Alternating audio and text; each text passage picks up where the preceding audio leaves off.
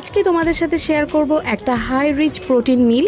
এটা একটা ওয়ান পট মিল, প্লাস তোমাদের সময়ও বাঁচাবে। এই রেসিপিটা শুধুমাত্র ওয়ার্কিং পার্সনদের জন্য নয়, এটা সবার জন্য। রেসিপির জন্য নিয়েছিলাম বাটন মাশরুম, সেটা আমি আমার পছন্দ অনুযায়ী কেটে নিয়েছি। তোমরা তোমাদের পছন্দ মতন কেটে নেবে। আর কুচি করে কেটে নিয়েছি ক্যাপসিকাম, পেঁয়াজ, রসুন আর গাজর। এবার প্রিহিট করা প্যানটাতে অল্প সল্টেড বাটার দিয়ে হালকাভাবে সতে করে নিতে হবে সমস্ত মিক্সচারটা। তারপর দিয়ে দেবো সুইট কর্ন। তোমরা তোমাদের মতন সবজি অ্যাড করতে পারো। তারপর লাস্টে দিয়ে দেবো মাশরুমগুলো। মাশরুম থেকে কিন্তু প্রচুর পরিমাণে জল ছাড়ে, তাই আগে থেকে নুন দেবার একদম প্রয়োজন নেই। মাশরুম সতে করা হয়ে গেলে স্বাদ অনুযায়ী নুন, গোলমরিচের গুঁড়ো দিয়ে দিতে হবে, আর দিয়ে দেবো চিলি ফ্লেক্স।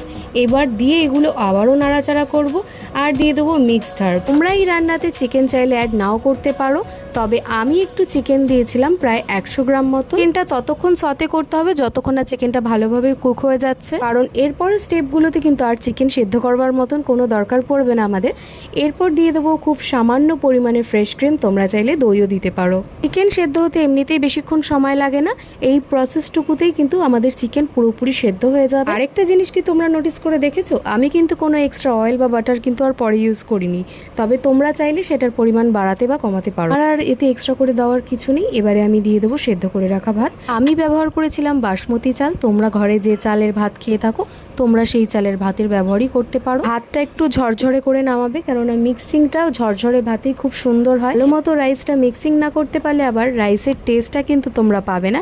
যেহেতু এটা ওয়ান পট মিল, তাই আমাদের এই ওয়ান পট মিলটাই বানাতে হবে এমনভাবে যাতে এই একটা মিলই আমাদের পেটটা ভরিয়ে দেয়, সাথে মনেও অনেক আনন্দ দেয়।